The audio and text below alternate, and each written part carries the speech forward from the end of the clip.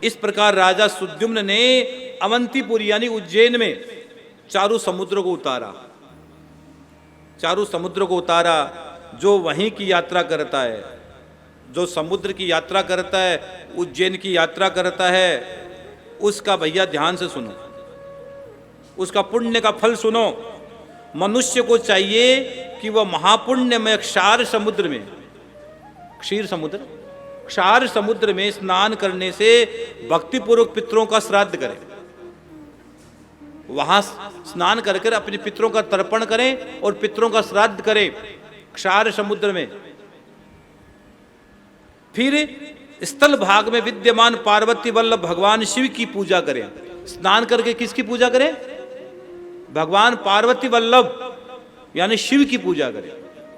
पहले स्नान करो और स्नान करके शिव की पूजा करो।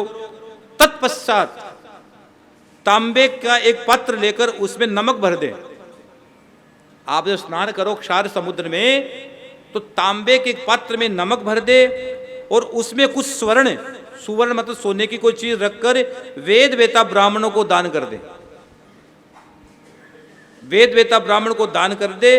उसके बाद सप्त धान्य से युक्त और वस्त्र से वेष्टित बांस के पात्र में फल और दक्षिणा रखकर यत्न पूर्वक अर्घ्य प्रदान करें। अर्घ्य प्रदान करें वहां। तदंतर क्षीर सागर में जाकर पूर्ववत स्नान करें, वापस स्नान करें, वापस स्नान करें और ताम्र के पात्र में दूध भरकर दान करें। यहां उज्जैन के बारे में बता रहा हूं। ताम्र के पात्र में दूध भरकर दान करें। फिर दधी समुद्र में स्नान करके, फिर दधी समुद्र में स्नान करके शुभ दही भात का दान करें। फिर दही भात का दान करें और पुनः इक्षु समुद्र में, जो चार समुद्र उतारे उनके नाम बता रहे, इक्षु समुद्र में स्नान करके ब्राह्मणों को गुड़ अर्पित करें।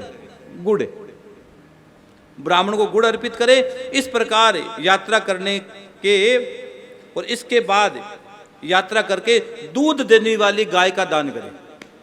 एक गाय का दान करें जो दूध देती हो, जर्सी नहीं, देसी गाय, भैंस का मत कर देना। जो इस विधि से राजस्थल के समीप यात्रा करता है यानी उज्जैन के यहाँ यात्रा करता है, वह कल्याणमयी लक्ष्मी और सुंदर पुत्र प्राप्त होता है। उसके घर में पुत्र की प्राप्ति होती है और कल्याणमयी लक्ष्मी, जो आपको, वो लक्ष्मी जो आपका कल्याण करेगी। लक्ष्मी के अलग रूप है भैया, बहुत प्रकार की लक्ष्मी है। कोई लक्ष्मी तो घर में आग लगा देती है और कई घर में लक्ष्मी भगवान की भजन करवा देती है। हाँ, लक्ष्मी के अलग अलग रूप है। हाँ, अलग अलग रूप लक्ष्मी के बताए गए हैं।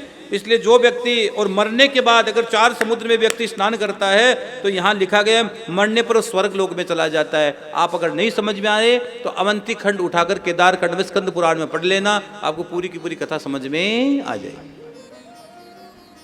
जो स्नान कर लेता है, यहां पर क्षिप्रा में स्नान कर लेता है, समुद्र के जल में स्नान कर लेता है, आचमन कर लेता है, इस चीज का जो मैंने लिखा है इसका दान कर देता है, तो उनके घर में बेटा होता है, पुत्र की प्राप्ति होती है, वंश बढ़ता है और